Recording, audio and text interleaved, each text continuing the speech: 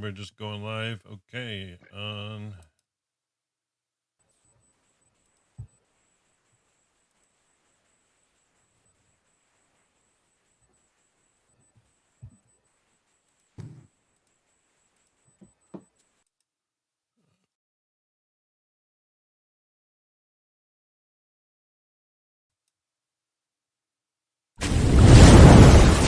Hey, good day, everybody. Catch the Torah wave. Welcome back, live from Jerusalem with Rabbi Chaim Goldberg. Happy Hanukkah to everybody in Israel specifically and all around the world. We missed Rabbi Goldberg last week. He had some family matters to attend to, but we're always overjoyed when we get to spend time with him and hear more Torah coming out of the nation of Israel, specifically out of Jerusalem.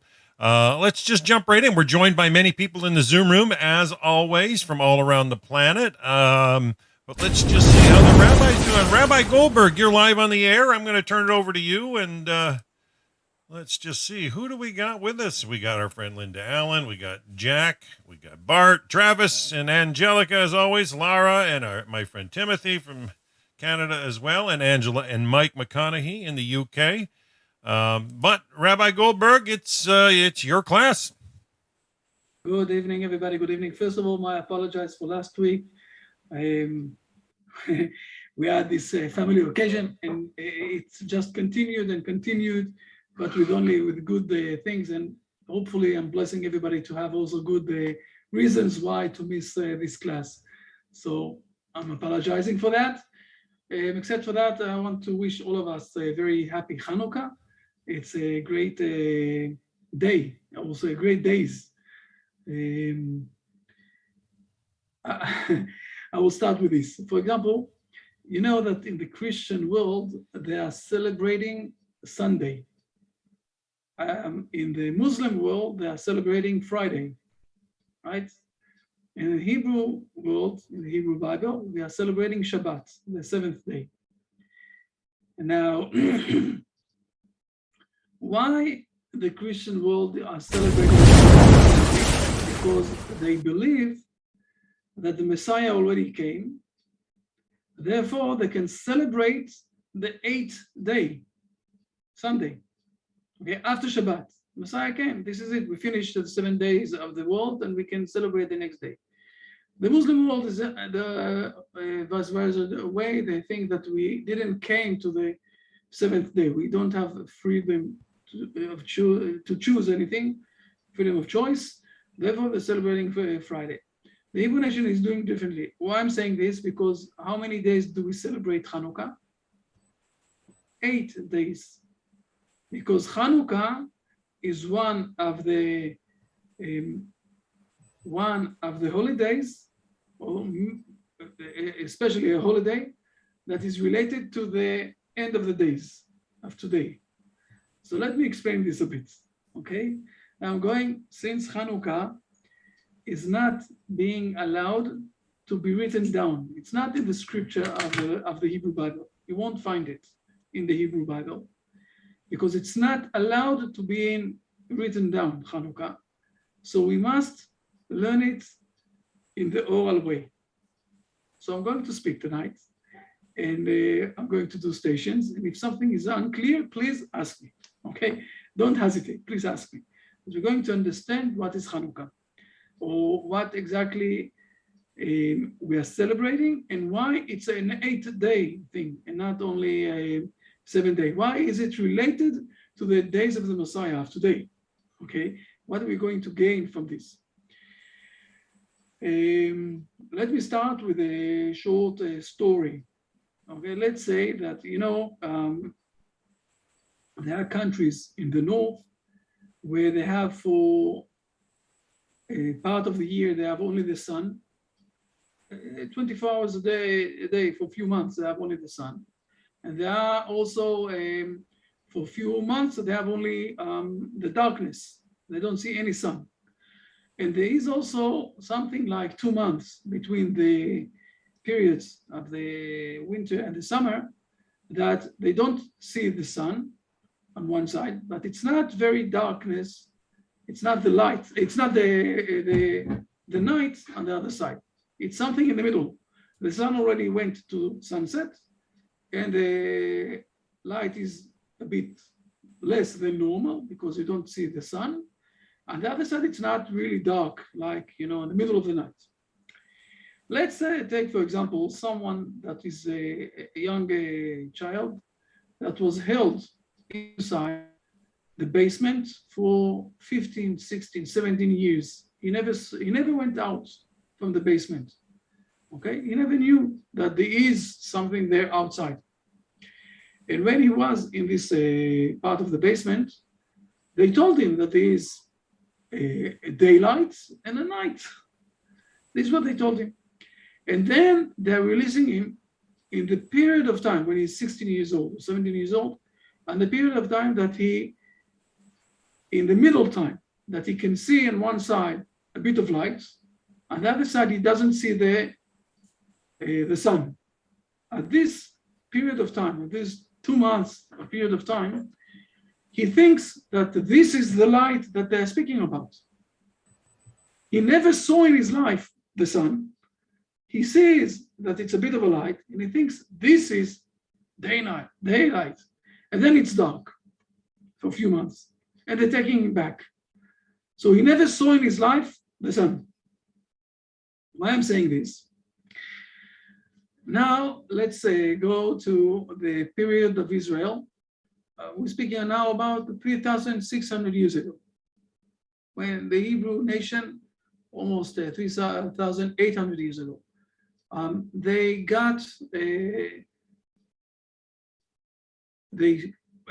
had an experience of discussing or speaking with God. God spoke with them and gave them the 10 Commandments. I will say here, it's not related to the mainstream of the lesson, but just that you will realize, that you will note, our sages are saying, it's written down in the Babylon Talmud and others, also books after that, that those who are converting to Judaism and those who are getting related with the Hebrew nation, the souls was also there in Mount Sinai. Okay? Fair enough. Feel comfortable if you're feeling that I was there, I'm feeling very related. Fair enough. It's already written down a very long time ago. So with this, the Hebrew nation spoke with God. Now, when we're looking at this, maybe I need to share the screen for a moment. When we're looking at this, it says already in the Bible. Let me find it for a moment. I'm sorry, it's a different computer now. I'm sorry for the almost, yes. Let's go for a moment to, not to Genesis, but to Deuteronomy, where Moses is speaking about, I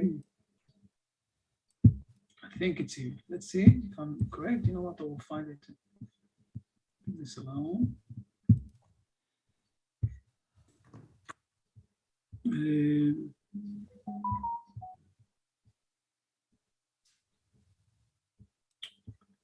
No, maybe it's before.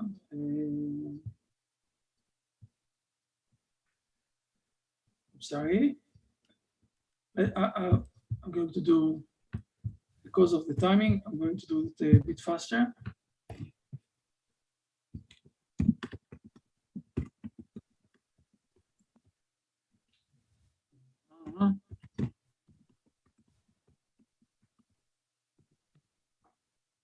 Okay.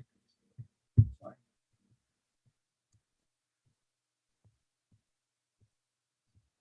This is in chapter 4, okay? Before when Moses is describing this big event, after 40 years, he's describing this big event that God spoke with all of the people in Israel. So he's saying,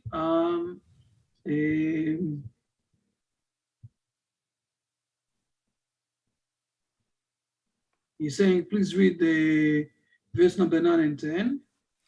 9, but beware and watch yourself very well, lest you forget the things that your eyes saw, and lest these things depart from your heart all the days of your life, and you shall make them known to your children and to your children's children, the day you stood before the Lord your God at Horeb, when the Lord said to me, assemble the people for me, and I will let them hear my words, that they may learn to fear me all the days that they live on the earth, and that they may teach their children. Fine. So we're speaking about the Ten Commandments, okay? And then it says here like that.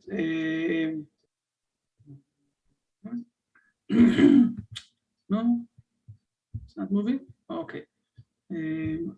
Okay. It's a very long chapter.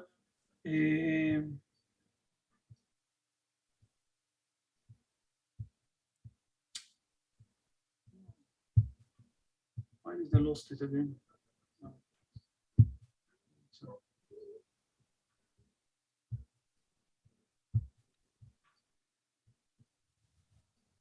Okay, please read 32 and 33.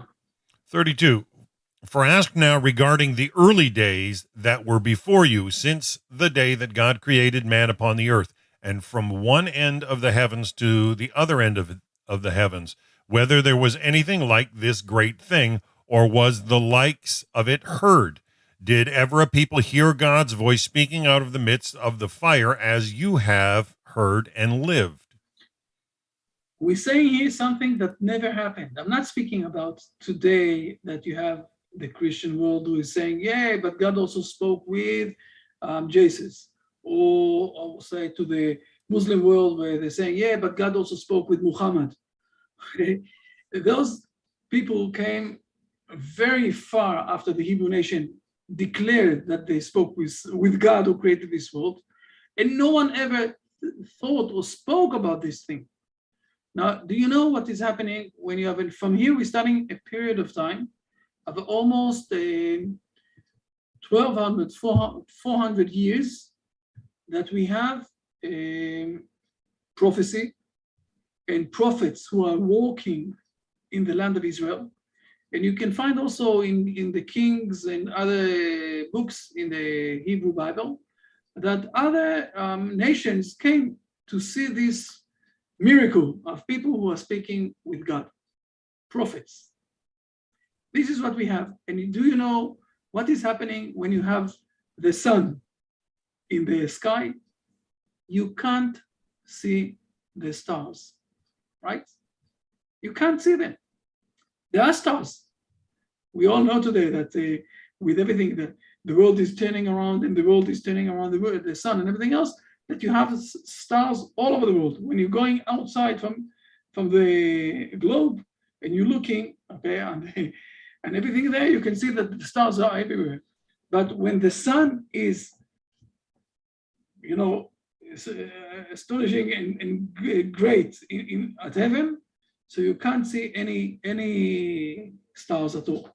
And this is what happened in this time. This is a period of 1,200, 1,400 years where God, the big star, the big sun is shining, and no one can say that, no one can deny that, and no one is thinking about anything else. And then we're coming to the period of time of the Second Temple, where our sages are saying the Second Temple, we had a downgrade. We went one step down, where God in his appearance was much less. We still have something. It is called Bat Kol, Ruach HaKodesh. You know what the Ruach HaKodesh is in English? Spirit of God. Okay, we have all sorts of things like that. For more than almost 300, 400 years, where we don't have prophecies, we don't have prophets, but we do have some sort of connection with God.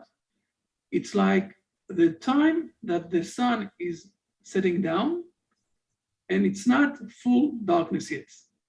What is starting to happen? Everything is happening in this time, okay? The philosophers of the world are coming. The first philosopher that we know is Thales. Today, we are teaching his mathematics in grades 7 and 8 in the modern world. He was the first philosopher that we know. He said that everything started with the water. If you will look in Genesis, you will see that the Spirit of God was hovering over the water. Maybe he's right, I don't know. Okay, everything started with the water. This is what he's saying. And his first thing that he found that is mentioned 1 year before the destroy before the destroy of the first temple, where what we will say the Son of God, okay, the big shining movement of seeing God in this world is going down, is going to cover. And since then, for 600 years, we have all the big philosophers of the world, where the end of this, listen good, is with the great Alexander. Great Alexander, who his teacher is Aristotle. Aristotle is almost finishing the period of the great philosophers. Aristotle was the teacher of great Alexander, and great Alexander is capturing all over the world, and he's also coming to Israel. And when he is coming to Israel, this is exactly the period where we saying in Mishnah, in the fathers, in Masechet Avot, okay, the fathers, we're saying there that the prophets gave the Torah to the sages, and the first sage that we have is Shimon the righteous one, Shimon HaTzadik. He's the first one. And when great Alexander is coming to Israel, great Alexander is in 12 years. He is controlling and the king of the whole world. In those 12 years, our sages are saying he started that they were the last prophets in this world. And when he finished, all the prophets finished and died. And we have only Shimon HaTzadik, righteous Shimon, who is the first one that met already. He knew the old prophets, but now there isn't any prophets. And when great Alexander is meeting him in the entrance of Israel, when he's coming towards Jerusalem, he's going down from his horse and he's bowing to Shimon HaTzadik. And his soldiers are saying to him, "Why are you bowing in front of this Jewish person?" And he's saying to them, "Because I see him in front of me every night before we are winning a battle, a big battle." Okay, so we have great Alexander that we all know that Aristotle taught him, but when he's meeting someone in his level, Shimon HaTzadik, in the same generation, he is accepting, okay, Shimon HaTzadik, and they had a very good relationship. Aristotle, when Aristotle is asking, what is the beginning of this world? He's answering four things that are related with materialistic things. Okay, he's speaking about fire, wind, earth, and water. 4 things, we all know them. When you're asking Shimon HaTzadik, the one from the Hebrew nation, what is the foundation of this world, from where it's starting? So he is answering ala Torah, ala Avodah, ve'al Ginut Chasadim, learning Torah, doing worshiping God, and doing a lot of mercy and good things to your fellow men. By the way, those are 3 things that are related between man and his fellow men, doing mercy and doing good things, man and God, worshiping God, and man and himself learning Torah. Remember that we're speaking all the time about those 3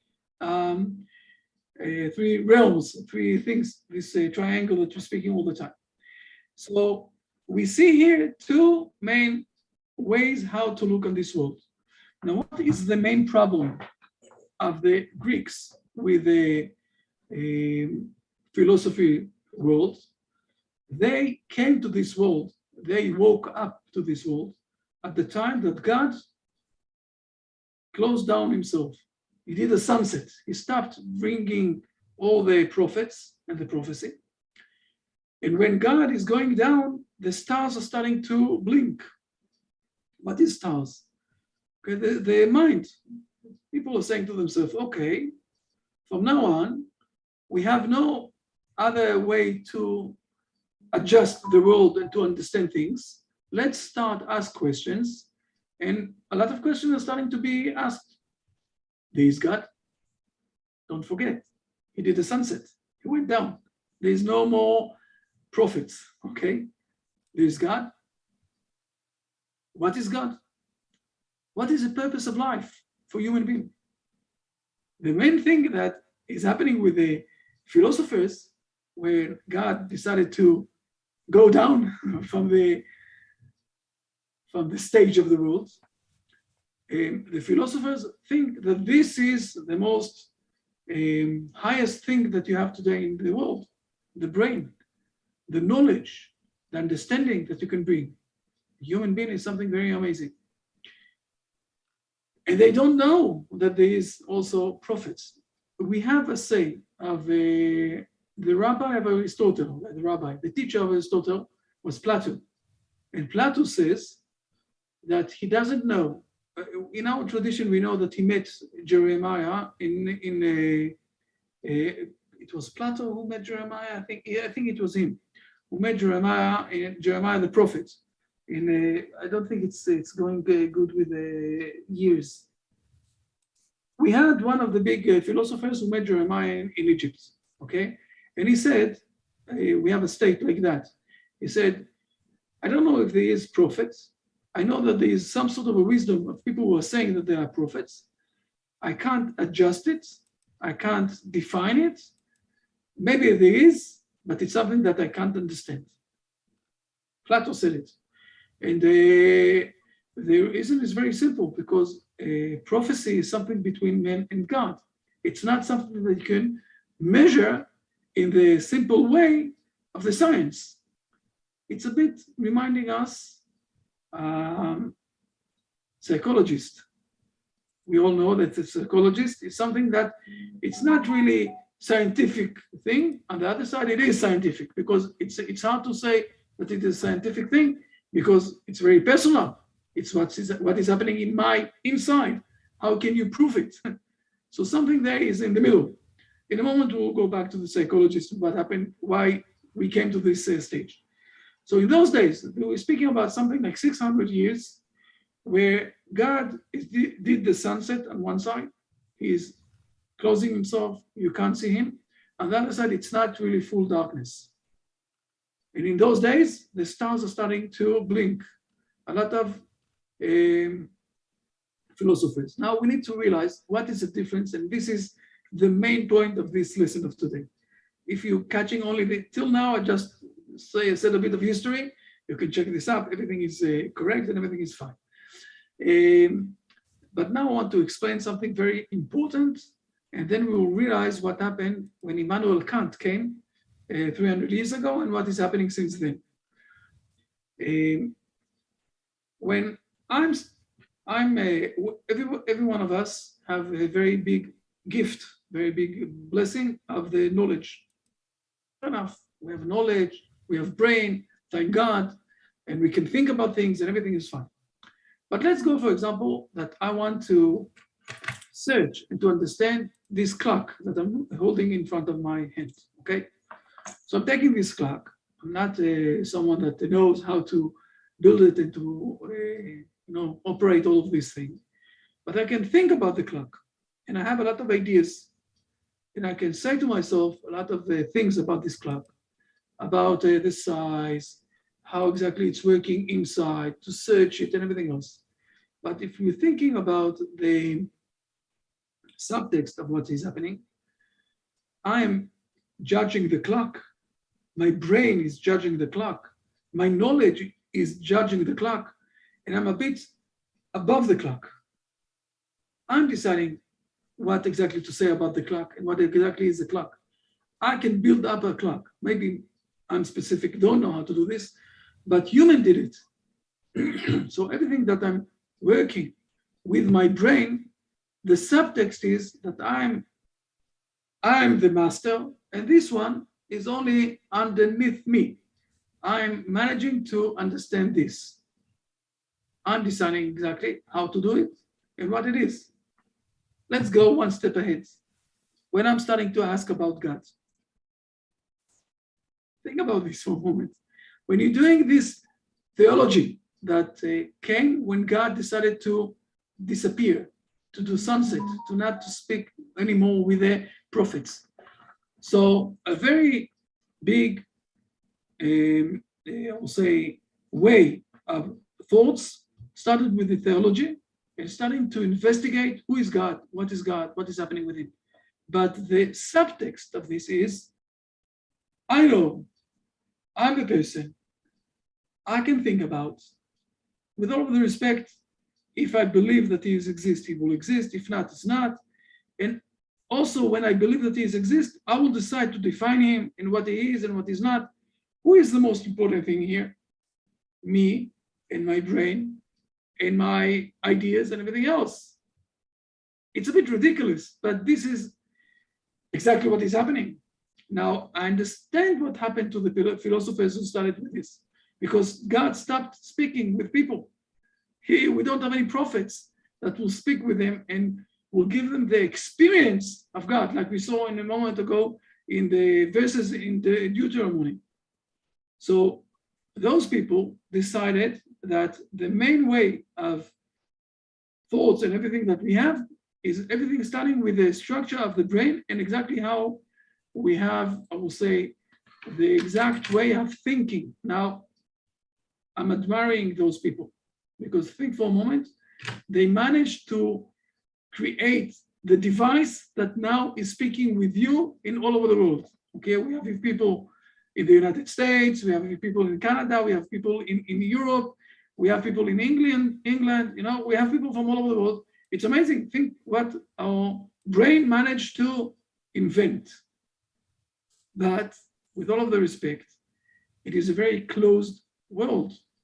All over the world, 1 + 1 always will be 2.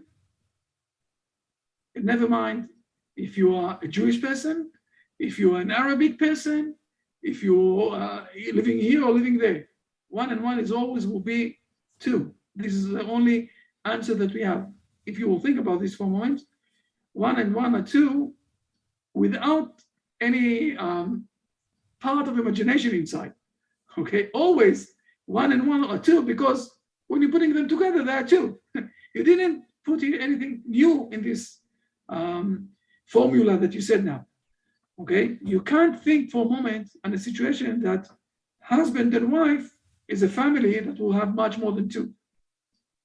This is not in the thinking of the straight way of the structure of the brain. I will say it like that. So we have a situation where the philosophers started to think that they know how to structure the world in this mathematics way that is right for everybody. And the main problem that they did, they also wanted to take the human being behavior to this structure. Now, the human being behavior is much bigger and much wider and much greater than just mechanical. Yeah, it's not just mechanical thing. I see. This is what the Hebrew nation is supposed to do. And now we're starting to come inside to the main clash that happened in Hanukkah. The Hebrew nation is thinking a bit differently also with God. We met God, okay? Not me personally. Unfortunately, maybe it will happen. I don't know. I'm trying, hopefully. I'm praying for that. That God will profit me. I don't know. Maybe he will profit someone, hopefully soon. But because in our tradition, we had the situation that God, who created this world, spoke with us. And he gave us the Hebrew Bible and also the sages who are saving this thing like a can of how do you call it? A tuna can that you can store it for a very long time. Okay, so we have the sages that are storing this. Here we are saying to ourselves, the words of God are the absolute words. We don't know who is God and exactly how he is. More than that, we are stating in our tradition that you can't speak about God himself. You never saw him. You can't define him. He is defining everything. We are not defining him. Therefore, we are using our brain to manage to understand the truth, the full truth, okay? And to get related and connected with the tree of life. And if we don't understand it, so we're saying that we are not in the stage to understand it yet. And we are praying and we're asking to understand it better. It's a different move of the motion that we have. We have something here that is 100% the true, 100% the right thing, and we want to get connected with it. And we also know that our responsibility is to teach the world the moral behavior, not on the structure of the mathematics, but on the structure of a human being. And each person here in this world, even though we have 7 or 7.5 billion people, is a unique person here who have something to give to this world. And this is why he came just now. And this is why he is living in this period of time. And the way of doing this is with the understanding of the, I will say, the uniqueness of each person. And this was the main clash that we had with the Greeks in those days. Are we going to move everything to the thoughts of the mathematics realm, or are we going to stay and to stick as a Jewish people, as the Hebrew people? And when we won this thing, okay, they didn't manage to capture us, even though we were a very small group here in Judah. So we celebrated, and the main thing is the miracle of the 8 days. By the way, the main miracle was that we won the battle, that we got an area here that was unoccupied and had its own state here. And we also saying or celebrating the Hallel, the big Hallelujah. Okay, we have a very 8 days of that. We are praying very special prayers and very big thankfulness to God for those days. And also today, it's the same thing with the Independence Day, and that we have of today. And what we're saying basically is that this is a fight that will continue till the end of the days. Now, what is happening? Let's go for a moment. Let's jump for a moment, a few hundred years, and come to Immanuel Kant. And I said it more than once. The things that he said already is written down 500 years before that in the book of Rabbi Yehuda Levi and the Kuzari. But Immanuel Kant said that you can't rely only on your brain, and also your brain have also some sort of an inside interference with things, and not, you can't define things 100% absolutely without putting also some sort of an inside input to the things. This is what Immanuel Kant said. Okay, I'm saying very short, but you can look at whatever it is on the internet. And since then, the philosophy started to go down. Until his time, every decent church in the world also had a big university next to her, and they were in charge of the philosophy of the world. And since Immanuel Kant said, listen, the philosophy is not 100% outsources that can understand everything. The philosophy is also mixing inside your own ambitions, your own understanding. What did he say? Input. Your own input inside. And they started to realize that this is also where we started to see that it's raising up also the psychologists. Okay, so you have an own input, and it's related also to the things that we're reading now in the Parsha of the week, every weekend, where you have some sort of a virus of the Hebrew people, okay? Abraham and his wife is being taken to Abimelech. And Abimelech is starting to dream at night. God is speaking with him, saying to him, give her back your wife. And Abraham is a prophet and he will pray for you. Fine. Then Joseph is doing a lot of dreams, 2 dreams. And all of his brothers are very upset with him and everything else. So they are judging him and they're saying to him, like all of our father and grandfather, you're going to be thrown out from the family. So he's coming to Egypt, and suddenly people who are with him inside the jail, they're also starting to dream. It's like a virus, the Hebrew virus of dreaming.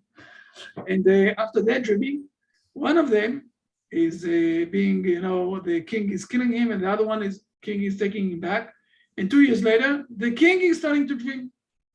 The dreaming, to move out a bit from the exact mathematic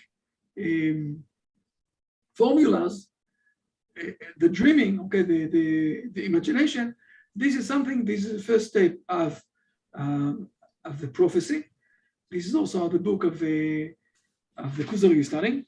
And this is something that the Hebrew nation starts from the beginning, where Aber is calling his son that he doesn't want that there will be a separation of the Babylon separation.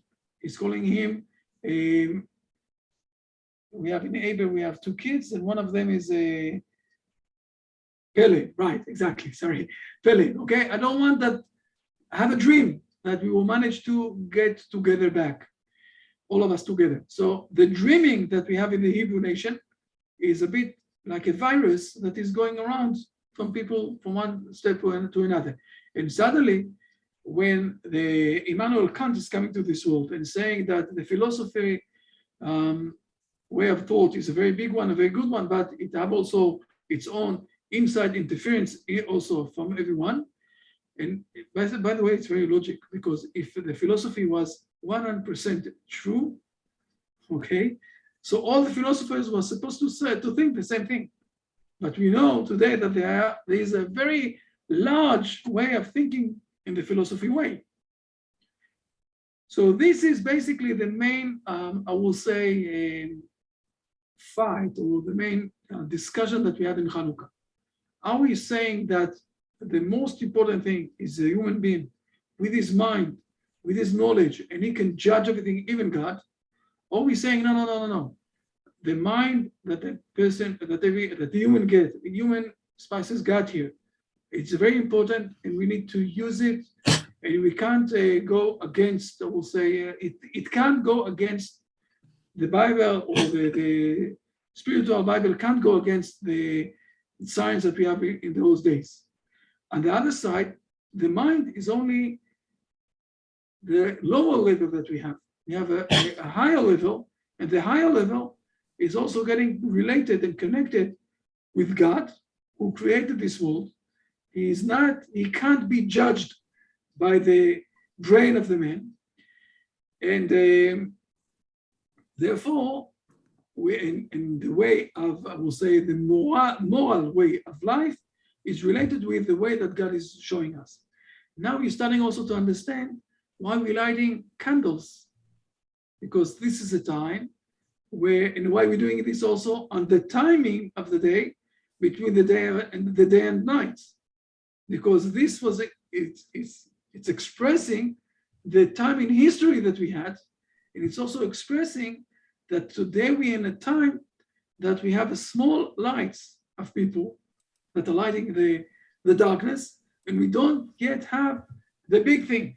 And this is also why we're doing it in 8 days. The 8 days is trying to express or to show that we are doing something here that is related with the Messiah time, the day after the 7 days of the world, the Messiah time.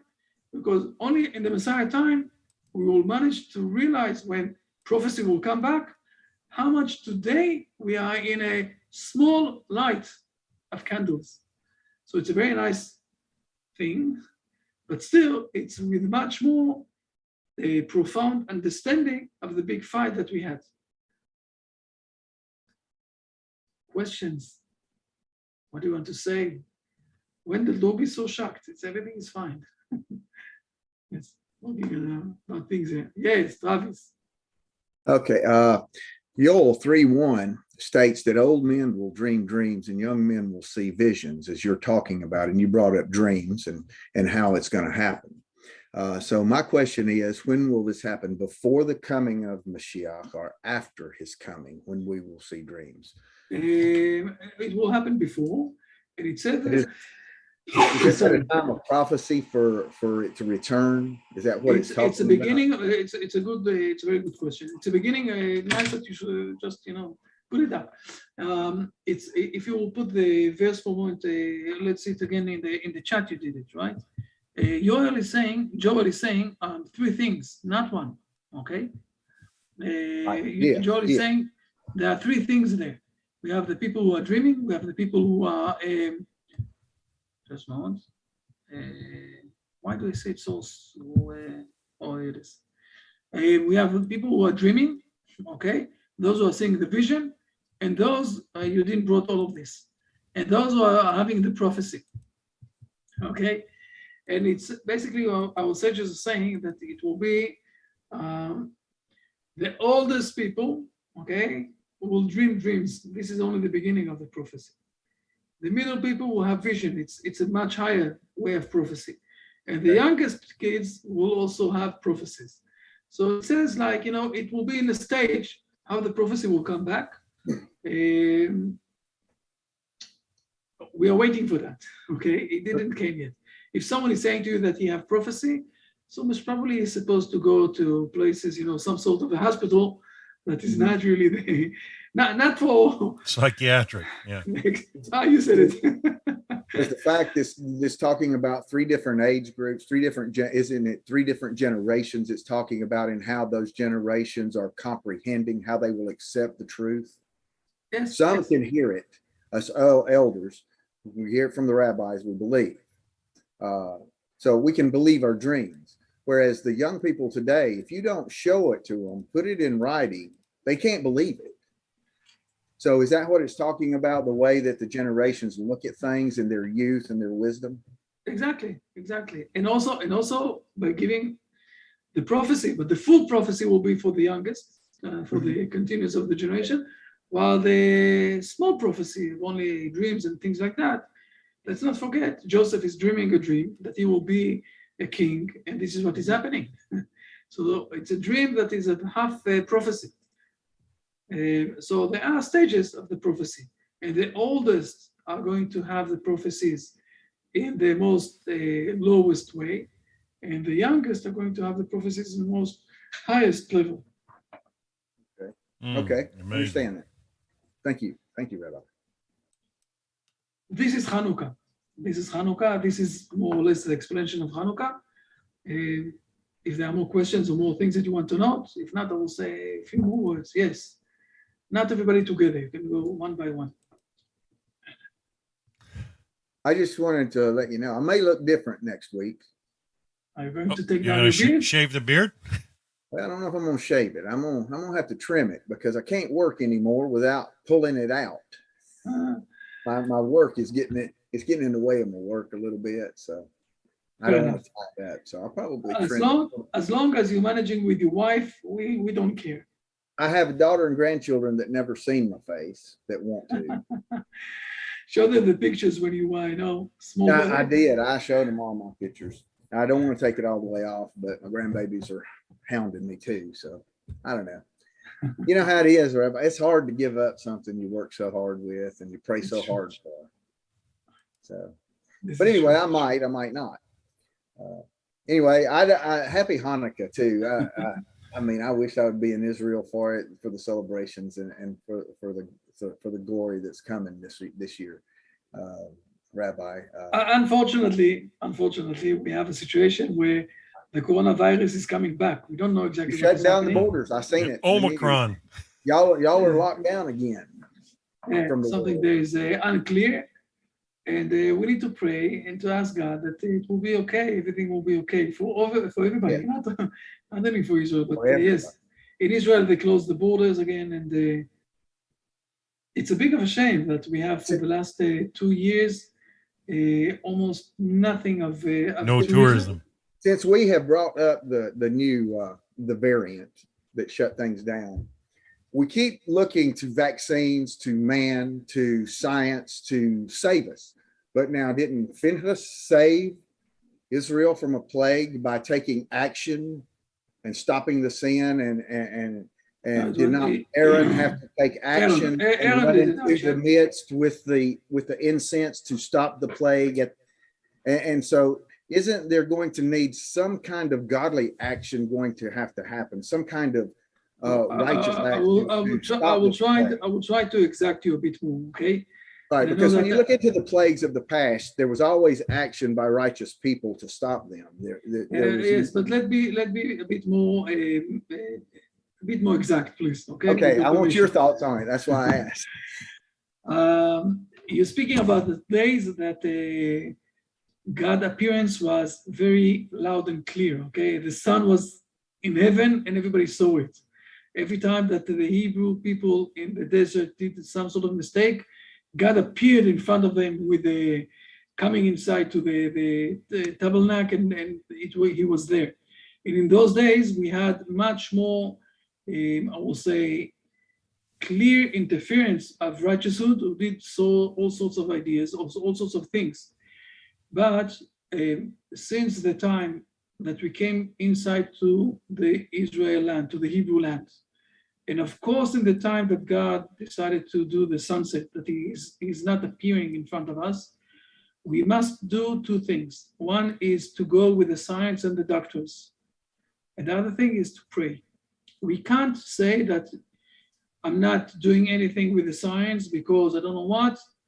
And this is something that is written down in the Babylon Talmud, and it's also in the Halacha, in the Shulchan Aruch, and I think it's also mentioned in the Brit Shalom, that there is a permission to the doctors, to the science, to give us, to heal us from a lot of things.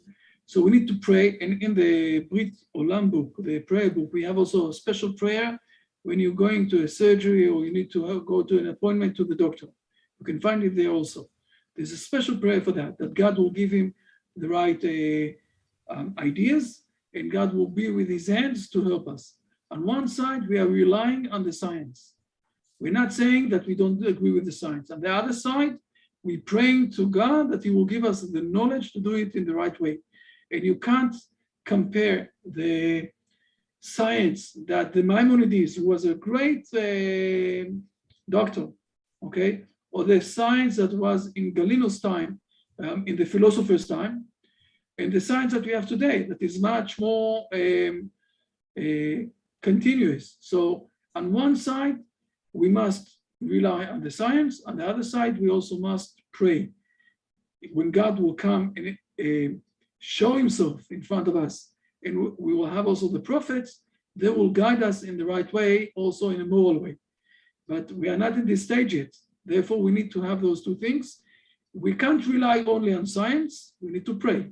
We can't only pray. We need to rely on the science. That's what I was kind of getting at. We use science until we get the prophets and the leaders that are going to use the power bestowed upon them to correct things. But eventually we will have to have a godly action, is what I'm asking, to end this.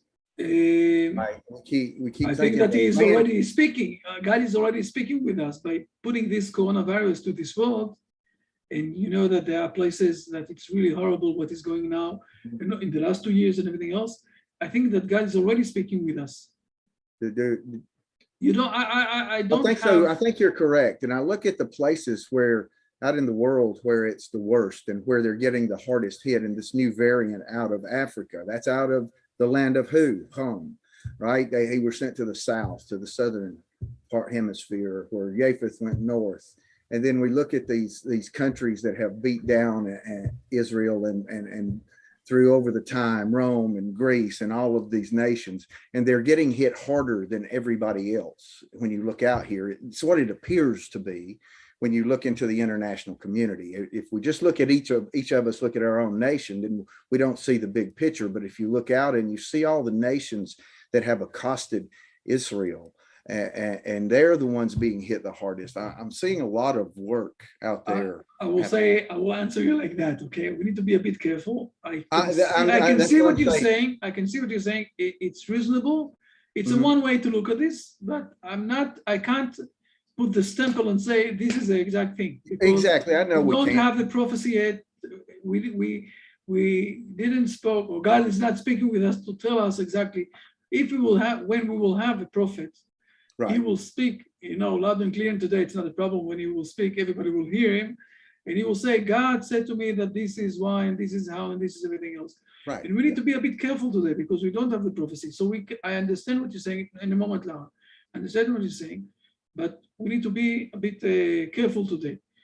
There's another one thing I want to say before Lara is going to speak. I do see all of those who are sitting in this class, and also there are more people, not all of them sitting here, but there's another class that we are giving. There are other classes also that we are giving in other languages. People who have a connection with us, we do see them as leaders, and we do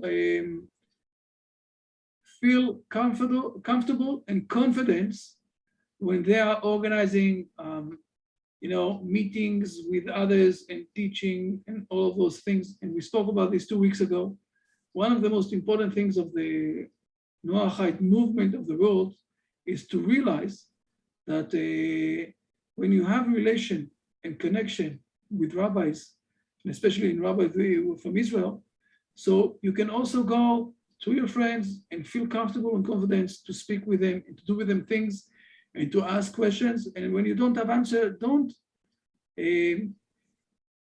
we need to be careful. This is why it reminded me to say this. We need to be careful. We can say, in my opinion, but let's ask, others, and let's ask rabbis, and let's be related with the people who have the authority, who have the string. But we do see on the other side, all of those who are with us today as leaders in the communities and in their places. So feel comfortable and confidence to go with this. Lara, you wanted to ask something.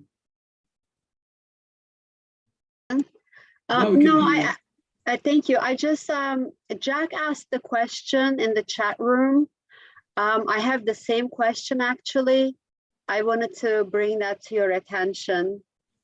What is the question? Sorry, Jack, I didn't saw this. It's about, he says the military victory we celebrate in Hanukkah, but the oil lasting for 8 days seems also very remarkable. If you could comment on that in connection to us today. Okay. I have the same question. Okay, fine. I will answer you. There are a few answers for that, but I think that what the Kabbalic string of our rabbis, this is what they're saying. They're saying like that. When you look, I will ask this question, okay? Do you all know the 6-day war that happened in Israel in 1967? In 6 days, even though two big, great Arab countries, the Syrian one and the Egyptian, 4 fronts. Yeah. They, with the France, said that they're going to wipe off Israel, that was a very small country. In 6 days, we did such a big victory. And not only we doubled the places that we captured, but also we came back to the Bible places. We came back to Hebron, to Shechem, to Shiloh, to all the places that in the Bible. Now, when you're asking yourself, how exactly it happened? Was it a miracle or not? So you can say it wasn't a miracle. The Hebrew people were smart enough in those days to, I don't know if you know the story, okay? They bombed in the first 4 hours, they bombed all the airports, how do you call it? The place where the airplanes are flying. The Egyptian airfields. In the Egyptians and also in Syrian, okay? In the first 4 hours. And what happened is that all the airplanes of the other armies, okay, were in the ground, and in 4 hours, they wiped all the air force of the other armies. Nullified them. And because of that, we had twice amount of, we had we were also in the air. The other armies wasn't in the air. So we won in 6 days. This is one way to look at this. It's not a miracle. We were very smart. We did everything and everything is fine. Yeah. And the other way, when you're looking at this, it is one of the greatest miracles that happened. In 6 days, everything turned over, from a country that was almost wiped off to a country that in 6 days, it's not a war in Vietnam, for example. How long it took? 19 years? Okay. Or Afghanistan. Afghanistan, all those places. In 6 days, everything finished. Never mind what is happening today with this, okay? I'm not speaking about this. So you can look at this in this way, you can look at this in that way. Now, also the same thing happened in the fight that there was with the military fight in the Hashmonaim time, in the time of Hanukkah. They won all the battles, but if you're looking one after one and you're reading a bit in the history of the books of those days, you can say to yourself, no, it wasn't miracle. It was, everything was very strategically and everything was very considered and thinking and everything else. So God did something, God did something very interesting. He also did a small miracle, a small one. Well, wasn't it also a small miracle? Just a moment, Travis. He did a small miracle. And when you look in the prayer that we have in Israel, I think it's also the same, I'm not sure, with the Brit Shalom book, okay? Brit Olam, sorry, the prayer book. But if you look in the Hebrew tradition prayer, you see that we are not mentioning at all the miracle of the candles. We're not mentioning it. Nothing, nada, nothing. And I think that almost all of the years that I was a high school principal, one of the things that I came to the students and I asked them, why are you celebrating Hanukkah? And they said, because of the candles and the miracle and everything else. So I said to them, okay, the one that will find me the miracle of the candles in the prayer, I will give him 500 shekels. And for 3 days, they were searching and trying and thinking and everything else. And then I said to them, look, it's not written down. It's not written down. They're all very angry. How come I promised them something and I'm not going to give it? But it's not written down because this small miracle was to tell us that also when things are happening in a natural way, look at them in the right way. God is part of this thing. And the main thing is that we manage miraculously, okay, to win this battle and to get back our independence in those days and also today. And if you will look at the history of the Jewish people today, it's much easier for us. We passed already 70, 80 years. But the difference of the time, from the time that the Hebrew people were in the gas chambers, and 6 million of them got killed in days, 40,000 people a day in Auschwitz. Again, 40,000 people a day in Auschwitz. Think about the numbers. And after 2.5 years, they have an independence and a place where to live. And 19 years after that, in 6 days, they're managing to go back to the Bible land. It's a miracle. So you can say that it's a lot of, in a normal way. It's a miracle. And this is why God also did a small miracle, so we will realize that he was part of this thing. And it's not coincident or everything is natural. No, it's not natural. Okay, Jack? It's clear. Fine now. Okay. Isn't there another small miracle in the 6-day war where the Syrian battalion of tanks retreated from a handful or a few Israeli tanks, and the commander of the Syrian army said, "You did not see what we saw, the hand of God in the sky above them." I think you're getting a bit confused with the. That may be a little wrong. It's a war after that in the Yom Kippur war. Okay, The Yom Kippur War. The Yom Okay, Kippur War, they so many could have classes. come inside, to destroy Israel, and they saw suddenly something and they turned back. This is a different miracle. This is what they say. But the 6-day war, it was, in 6 days, 2 days there, 2 days there, 2 days. That's it. He finished everything. Fine. More questions? Something? Okay.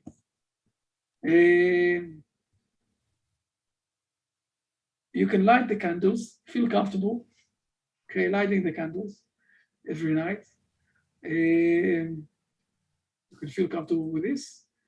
And we are doing this week a lot of celebrations, every night, meeting with the family. It's a very nice thing. I will, for finishing this lesson, I must mention a very interesting midrash that we have, okay, where Adam and Eve, after the first day that they were in the Garden of Eden, and they did the sin and they were kicked out. It was in the timing of September, okay, like Rosh Hashanah of today, of those days. And since then, Adam is looking what is happening in the world, and he sees that the sun is doing a sunset every day, a bit earlier. And he was very terrified. He said, because that I did a sin, the world is going to close down. If it will continue on in this way, another few months, there won't be any light. He was very upset. He was very sad, not upset, very sad. And in those days, he suddenly saw that the sun is starting to expand the days. Okay, we all know, not in those days, and he celebrated, okay? And you will see, this is what the Midrash is saying. And you will see that almost in all of the traditions, all of the old traditions that we have in this world, those days is some sort of a holiday that is related with light.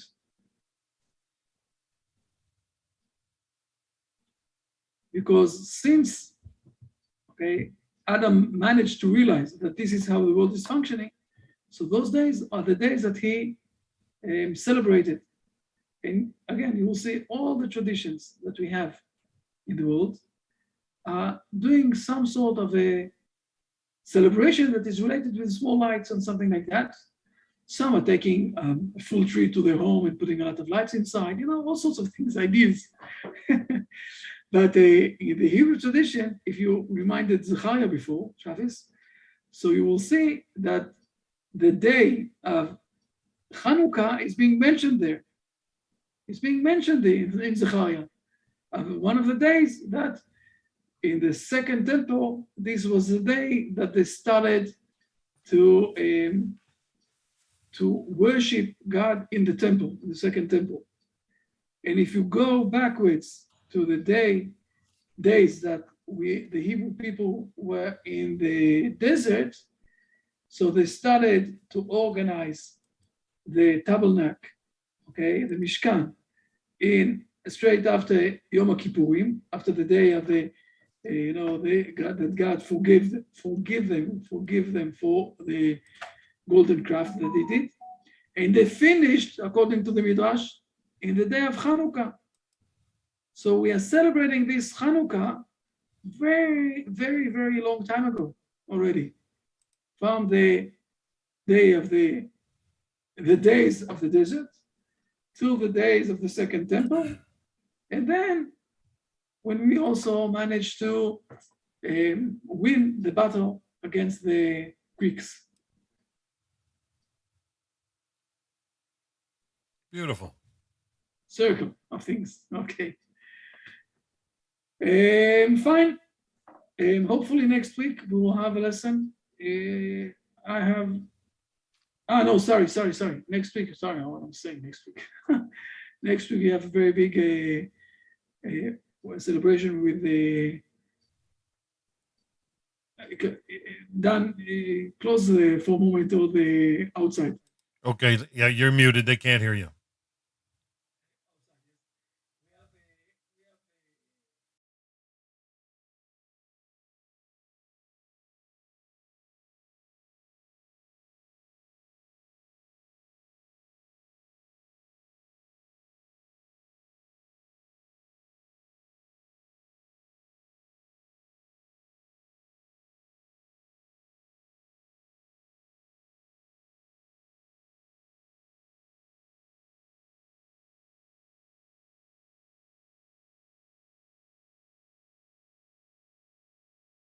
So it's a very touching situation there, but thank God that we are managing to celebrate and to give them a lot of light.